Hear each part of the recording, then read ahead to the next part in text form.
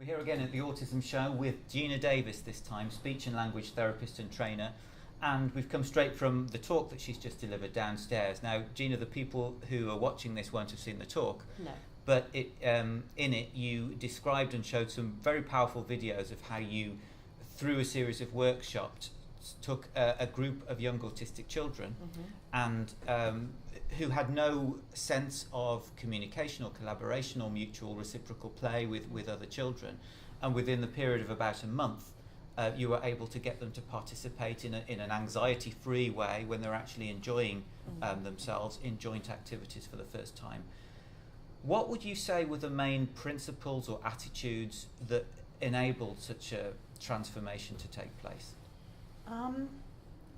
I think it's a question of understanding that if you have an autism spectrum condition, that the way you learn is different. There's no point in sticking to more of the same. If that worked, the parents would have already done it. There's nobody more committed to a child's development than a parent. But the parents have tried the typical parenting styles and found that they don't kind of stick to the child, and that interaction and communication breaks down, and it feels odd and it feels difficult and confused. And so often what happens is that the parent's style of interaction becomes confused and odd in itself. So very typically a parent will slip to using a lot of questions and perhaps talking to the child less, not because they're bad parents or lacking in any kind of motivation, but actually it's just very hard to keep talking to a child, chatting to a child, if you don't get anything back, if you get limited response. Just it's very difficult to play with a child if the child doesn't seem to want you to join in.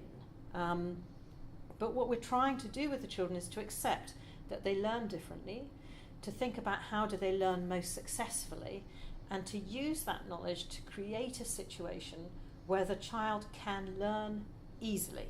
Not so that everything is a challenge and everything is difficult, but so the child actually can use their learning strengths fluently and with confidence, so to engage visually in a low distraction environment with activities that are designed to be very highly appealing. And then we add a structure that operates just like a heartbeat to make the child feel safe. It's part of our job to create this sensation of being that you are in a safe space. We're all okay here. It's okay not to know. Here we are, we're going to learn how to do it. And then gradually to roll the experience out in front of the child so they can do it a little bit at a time. Learning how to give your attention to the adult-led agenda is easier if you like what the adult has got laid out for you. But we need to teach the adults who are running the intervention the tricks of the trade, how to set up a session, how to deliver it. And for us, very particularly, we knew that you can design a Rolls-Royce model of intervention with a lot of very specialist professional staff, but actually that limits children's access to it because there isn't enough money to go round. So what we want is to take out of those very Rolls-Royce models the core of what's needed and put that into a simple framework that people can learn how to do and to duplicate, and then do it. You know, if it's practical and doable, then people will develop the experience that they need and the expertise because they're doing it every day. And an intervention that people enjoy delivering and that children enjoy receiving is much more likely to be successful because it will get done. And then we can see how we could glue the principles to other bits of the child's day. And do you find that the sort of extracting the important parts from each of those different therapists that could be involved is actually probably more powerful than having a team of disparate approaches going on at the same time? It's got to be meshed together because we're looking at child development here, and a child does not develop one strand isolated from another. They develop interaction, social interaction and communication skills together. You can't meaningfully separate them. You learn about numeracy and literacy and knowledge and understanding of the world and all these things that are identified in the early years foundation stage. You don't learn them in isolation.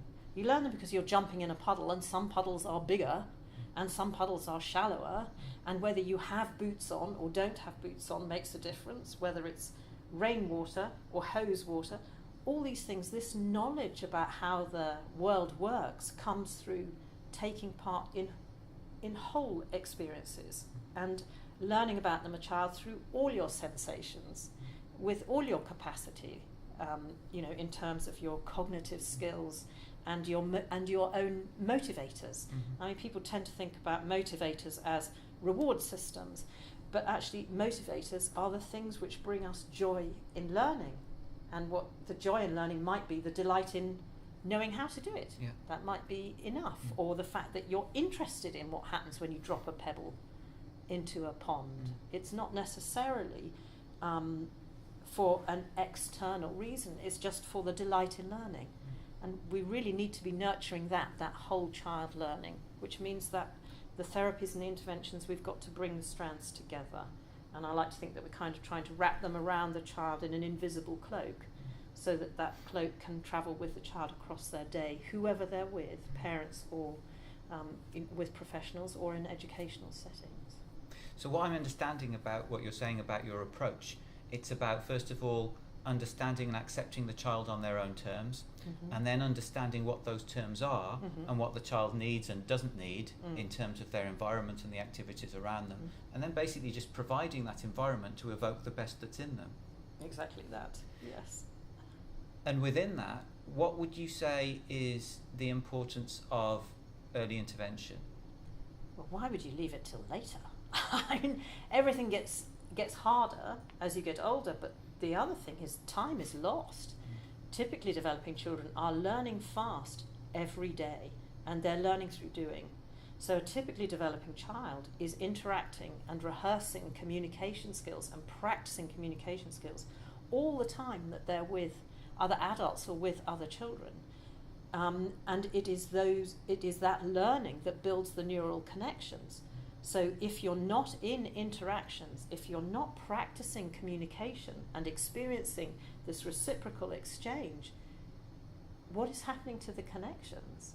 We don't want to lose that time, because it is practice and doing it every day that builds the skill set. It's not some miracle therapy that gets dropped in once a week for 20 minutes.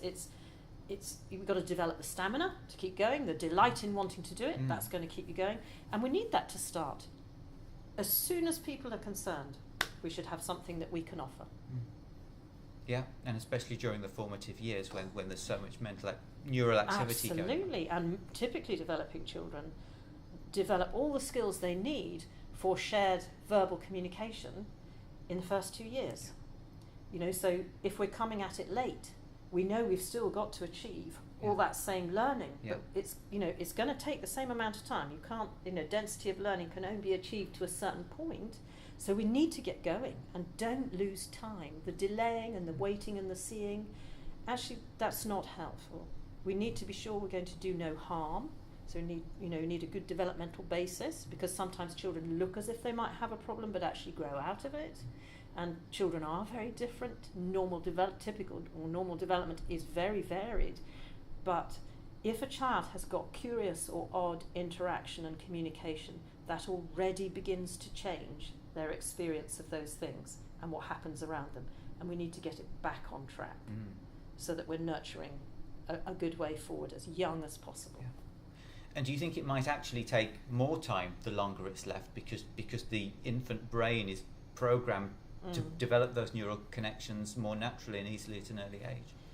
I think we can be sure that intervention works whatever age you start. So I don't think people should lose heart if they perhaps haven't realised there's a problem or haven't been able to access services, is that you can start intervention at any age. But we do know that there is a lasting impact to loss of learning opportunities. We know that from children who are deprived of sensory input and stimulation and reciprocal responsive adult relationships. We know that can have a long-term impact on your brain. It doesn't mean to say we can't do something about it, but I think we could safely say it's deeply unhelpful. Yeah. A lot of people watching this will be parents or teachers or people who care for autistic children in different ways. What one piece of advice would you give them, or maybe more than one, to help them to, in the first instance, support their children? I think we should trust parents' judgment. Parents do know if there's something odd happening because they are experiencing a different quality of interaction with their child. And it is a very curious thing that's pretty unique to autism, this problem with the timing and the difficulty getting the social interaction on track, whether you're a baby or whether you're a toddler. So I think we should say to parents, trust your judgment. If you're finding it difficult, find somebody who can show you how to get it back on track. You're not looking for advice, because actually parents try all the sensible things on their own. What you're looking for somebody to do is to show you and coach you. And they are children, so that showing and coaching should be playful. And it's hard to feel playful when you are really anxious about your child's development and you're wondering whether you've actually got the skills that are required, or whether it's maybe something that's wrong with you that has put your child's development off.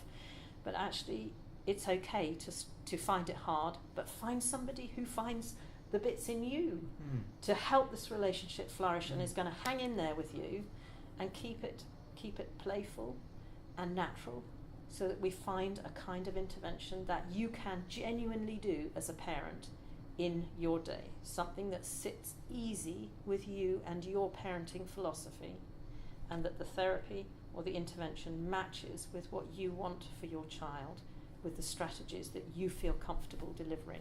And then we can kind of shape those and coach them and nurture them for the future. Wonderful advice.